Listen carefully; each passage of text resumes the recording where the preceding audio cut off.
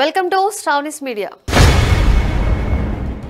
తెలుగుదేశం పార్టీలో జరుగుతున్న వ్యవహారాలపై గత కొన్నాళ్లుగా అనేక చర్చలు ఉన్నాయి.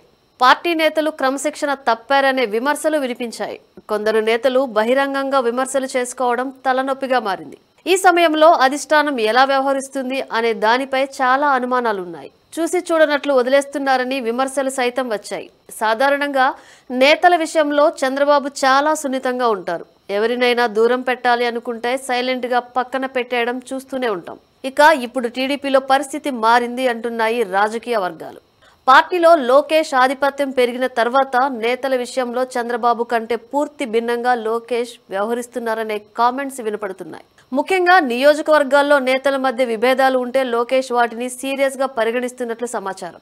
తాజాగా కావలి ఎమ్మెల్యే కావ్య కృష్ణారెడ్డితో పాటు కొలికిపూడి శ్రీనివాసరావు వ్యవహారంపై కూడా లోకేష్ తీవ్ర అసహనం వ్యక్తం చేశారు. కావలి నియోజకవర్గంలో సీనియర్ నేత సుబ్బానాయుడు వ్యవహారంపై లోకేష్ చర్చించారు. 2024 ఎన్నికల్లో పార్టీ అధిష్టానం నచ్చజెప్పడంతో సుబ్బానాయుడు తన సీటు వదులుకున్నారని, అందుకే కావ్య కృష్ణారెడ్డికి టికెట్ ఇచ్చినట్టు లోకేష్ గుర్తు చేశారు.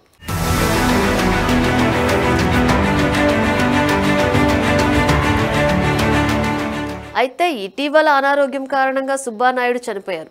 కానీ ఆ సమయంలో కావ్య కృష్ణారెడ్డి నివాళులర్పించేందుకు కూడా వెళ్లలేదు.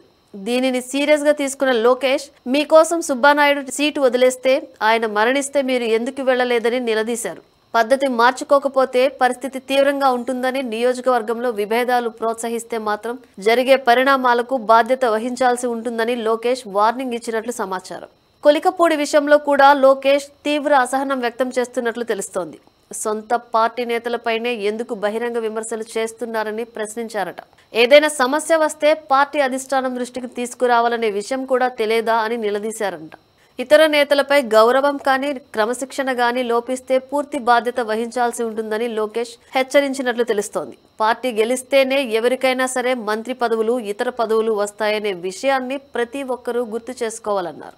పార్టీ అండ లేకుండా ఎవరూ గెలవలేదన్నారు.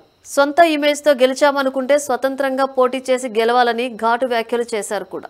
ఇప్పుడు ఈ విషయం టీడీపీ వర్గాల్లో సంచలనమైంది. ప్రతి నియోజకవర్గంలో జరిగే వ్యవహారాలను లోకేష్ తెలుసుకుంటున్నారని, ఎవరు ఏ విధంగా మాట్లాడుతున్నారో పూర్తి సమాచారాన్ని తెప్పించుకుని పరిశీలిస్తున్నట్లు టీడీపీ వర్గాలు అంటున్నాయి.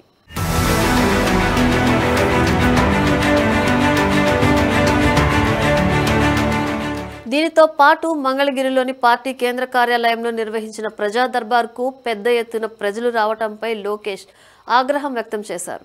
ఒక్కరోజే 5,000 మంది వస్తారా అని ప్రశ్నించారు. అంటే పార్టీలో ప్రతిరోజు గ్రీవెన్స్ నిర్వహించడం లేదా అని నిలదీశారు. గ్రీవెన్స్ లో సమస్యలు పట్టించుకోవటం లేదు కాబట్టే ప్రజలు నేరుగా తనను కలిసేందుకు వచ్చారని లోకేష్ ఆగ్రహం వ్యక్తం చేశారు. నియోజకవర్గాల్లో, జిల్లా పార్టీ కార్యాలయాల్లో గ్రీవెన్స్ నిర్వహిస్తున్నారా లేదా అని నేతలను లోకేష్ నిలదీశారంట. దీనిపై పూర్తి స్థాయి నివేదిక ఇవ్వాలని పార్టీ నేతలను లోకేష్ ఆదేశించినట్లు తెలుస్తోంది.